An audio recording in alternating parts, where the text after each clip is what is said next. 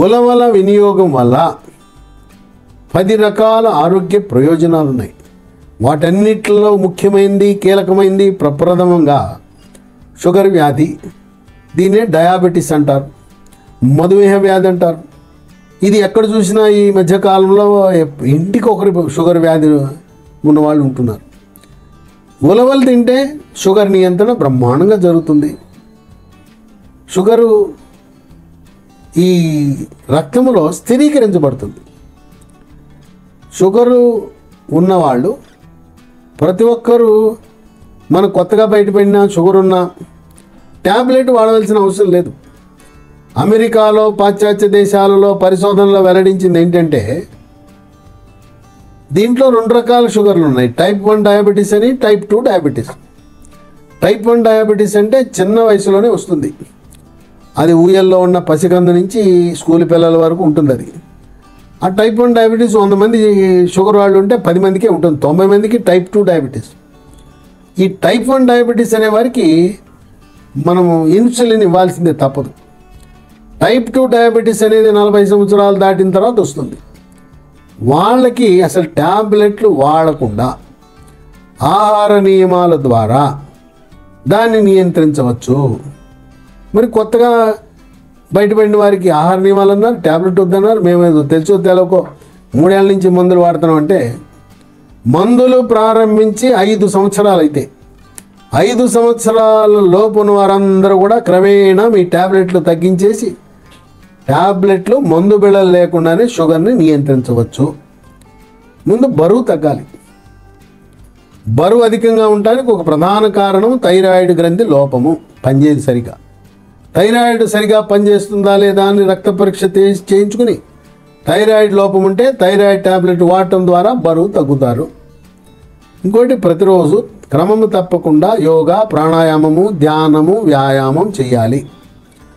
అసలు షుగర్ రావడానికి గల కారణం ఏంటంటే మనము దక్షిణ భారతదేశంలో వరి అన్నం ఎక్కువగా తింటాం. ఉత్తర భారతంలో గోధుమ అన్నం, గోధుమ రొట్టె, గోధుమ పుల్కాలు ఎక్కువగా తింటారు. మందు ట్యాబ్లెట్లు, మందు బిళ్ళలు లేకుండా షుగర్ని నియంత్రించాలంటే మీరు అన్నం వరి అన్నం మానేయాలి. గోధుమలు కూడా వాడకూడదు. పాపం కొంతమంది తెలవక నాకు షుగర్ వచ్చింది అందుకే అన్నం మానేసి నేను గోధుమ రవ్వతో ఉప్మా తింటున్నాను, గోధుమ అన్నం తింటున్నాను, గోధుమతో పులకాలు చేసుకుంటున్నాను అని చెప్తుంటారు. వరి అన్నం కంటే ఎక్కువ ఉంటుంది దాంట్లో పిండి పదార్థము, కార్బోహైడ్రేట్. కనుక వరి అన్నం కంటే డబల్ శత్రువు గోధుమలు తినద్దు. మరి ఏం తినాలి? రాగి, జొన్న, సజ్జ, కొర్రలు, అరిగెలు, సామెలు, బూదలు. వీటిని జావ రూపాన కానీ లేదు అన్నం వండుకొని కానీ లేదు వీటన్నిటిని పిండి చేసి విడివిడిగా పిండితో పుల్కాలు చేసుకోవచ్చు. లేదా అన్నీ కలిపేసి పిండి పట్టించుకుని ఆ పిండితో పుల్కాలు చేసుకుని తింటాం.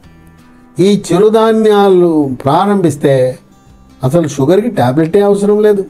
దాంతోపాటు కొన్ని గృహ వైద్యాలు ఉన్నాయి, వాటిని కూడా పాటించాలి.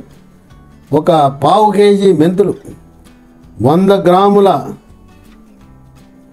వాము, 50 గ్రాముల నల్ల జీలకర్ర, మూడింటిని విడివిడిగా నూనె లేకుండా పెనం మీద దోరగా వేయించాలి.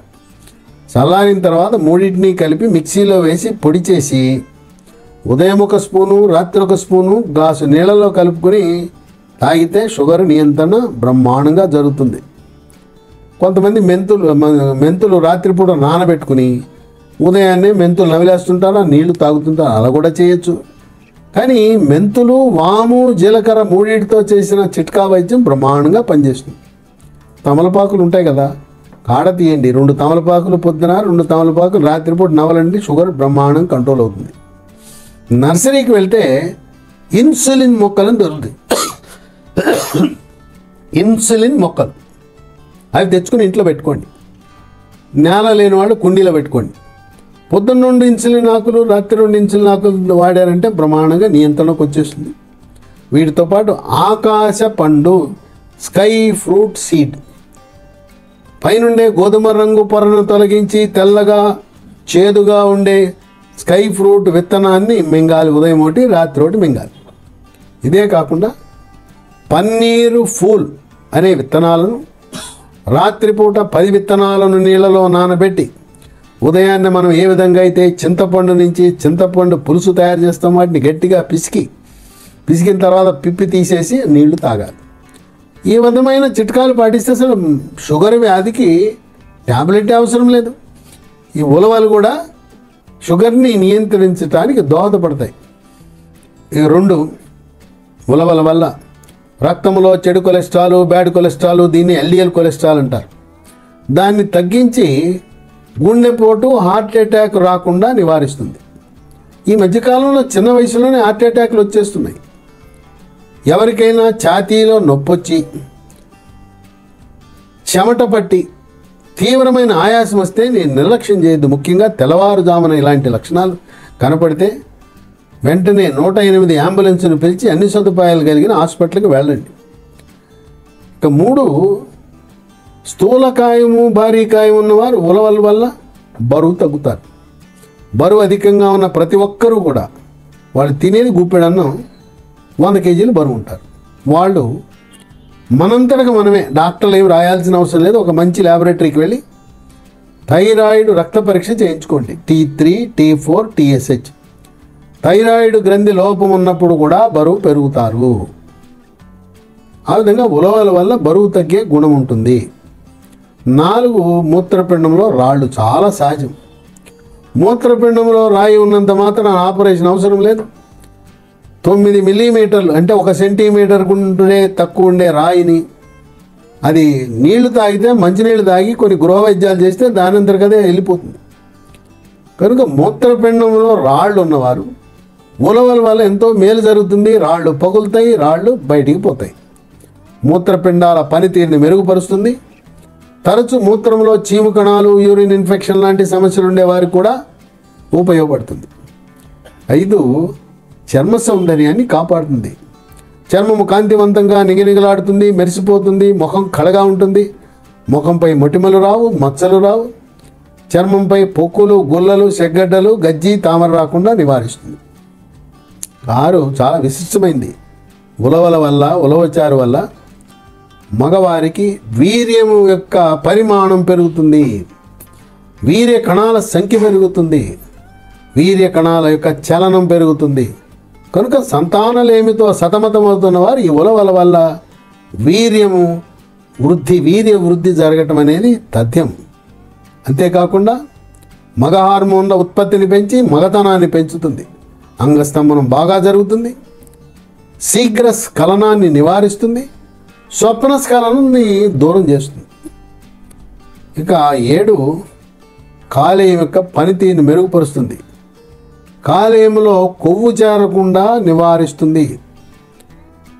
మద్యము సేవించే వారికి ఎలాగో కాలేయంలో కొవ్వు చేరుతుంది. ఈ మధ్యకాలంలో కళ్ళు, సారా, బీరు, బ్రాందీ, విస్కీ తాగకపోయినా కూడా కాలేయంలో కొవ్వు చేరుతుందని, అది కూడా కాలేయం గట్టిపడి కాలేయం సిరోసిస్ వ్యాధికి దారితీయచ్చని పరిశోధనలు వెల్లడిస్తున్నాయి. కాలేయం యొక్క పనితీరుని మెరుగుపరచడంలో శభాష్ అనిపిస్తాయి ఉలవలు. 8 ఆడపిల్ల రజస్వలైన తర్వాత నెలసరి సరిగా రాదు. 1 నెల, 2 నెలలకి, ఇంకో నెల 15 రోజులకి క్రమం తప్పి వస్తుంటుంది. పీరియడ్ సమయంలో తీవ్రమైన పొత్తి కడుపు నొప్పి, ఇలాంటి సమస్యలు ఉన్నవారు ఈ పీరియడ్స్ సక్రమంగా రాకపోతే, థైరాయిడ్ సమస్యలున్నా కూడా థైరాయిడ్ గ్రంథి సరిగా పనిచేయనప్పుడు కూడా అలా జరుగుతుంది. కనుక ముందు థైరాయిడ్ పరీక్ష చేయించుకోండి, రక్త పరీక్ష. ఉలవల వల్ల పీరియడ్స్ క్రమంగా రావటం, ఆ పీరియడ్స్కి ముందు కానీ పీరియడ్స్ సమయంలో కానీ నొప్పిని కూడా నివారించే గుణం ఉంది. ఇక 9 మలబద్ధకం. ఈ మలబద్ధకము దీర్ఘకాలికంగా ఉండటం వల్ల మొలలు, అరిసె మొలలు, మూలశంక వచ్చి రక్తము చుక్కలు చుక్కలుగా పడుతూ ఉంటుంది. ఆ రక్తపు చుక్కలు చూసి భయపడిపోతుంటారు. ఈ మొలలు అంటే రక్తం పడుతుంది, నొప్పి ఉండదు. ఈ మలము గట్టిగా ఉండలుగా రాళ్ళుగా రావడం వల్ల మలద్వారము వద్ద ఉండే చర్మము చీలుతుంది. ఆ చర్మము చీలికని ఫిషర్ అంటారు.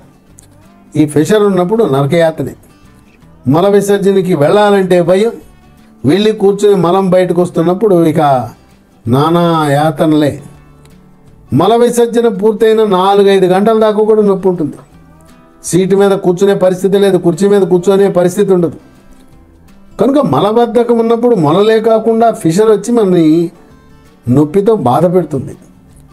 ఈ మలబద్ధకానికి దీర్ఘకాలికంగా ఉండడానికి కారణం మళ్ళీ థైరాయిడ్ గ్రంథి సరిగా పనిచేయని వారికి దీర్ఘకాలికంగా మలబద్ధకం ఉంటుంది. థైరాయిడ్ లోపం ఉందని గమనించి థైరాయిడ్ టాబ్లెట్లు ప్రారంభిస్తే మలబద్ధకం పోతుంది. మలబద్ధకము పోవటానికి ఒక చిట్కా, గోరువెచ్చని నీళ్లు 3 నుంచి 5 లీటర్లు తాగితే చక్కగా మలబద్ధకం నివారించబడుతుంది. అంతేకాకుండా పీచు పదార్థం అధికంగా తినాలి. కీరా దోసకాయ, కమల, బత్తాయి లాంటి పండు గింజలు ఊసేసి ఆ పిప్పును కూడా మింగేయాలి. జామ పండు పైనుండే తోలుతో సహా తినాలి. యాపిల్ పండు యాపిల్ పైనుండే తోలుతో సహా తినాలి. బొప్పాయి పండు మీరు తింటే మల విసర్జన సాఫీగా జరిగి సుఖ విరోచన మీ సొంతం అవుతుంది. ఇక 10 ఉలవల వల్ల మెదడు యొక్క పనితీరు మెరుగుపడుతుంది. ఏకాగ్రత, జ్ఞాపక శక్తి, మతిమరుపు లేకుండా చేస్తుంది. నరాల పటుత్వం వస్తుంది. అందువల్ల 10 రకాల ఆరోగ్య ప్రయోజనాలు కలిగిన ఉలవలను మీరు పెసలు, శనగలు, బొబ్బర్లని అలసందలు అంటారు, వాటితో పాటు ఉలవలు కూడా విడివిడిగా నానబెట్టి వాటితో పాటు ఉలవలు కూడా తినటం శ్రేష్టం. కేవలం ఉలవచారు మాత్రమే కాకుండా ఉలవలను కూడా మనము తినటం మంచిది ఆరోగ్యానికి. కనుక ఏదో ఉలవలు అనగానే అదేదో ఎడ్లకు పశువులకే ఉలవలు, మనుషులు తిని కాదు, మనమేమో చారు అవేమో ఉలవలని పూర్వకాలము ఈ పరిజ్ఞానం తెలవనప్పుడు ఆ ఉలవచారు వంచుకుని కాసుకుని తాగేవారు ఇంటి యజమానులు, రైతులు. ఉలవలను ఉప్పు కలిపి ఎడ్లకు పెట్టేవారు. కనుక పచ్చి ఉలవలు, ఉడకబెట్టిన ఉలవలు అన్నీ కూడా మన ఆరోగ్యానికి ఎంతో మేలు చేస్తుంది. కనీసము వారానికి 1 రోజు ఉలవలు వినియోగించడము శ్రేష్టము, శ్రేయస్కరము, ఆరోగ్యకరము, ఆనందదాయకము.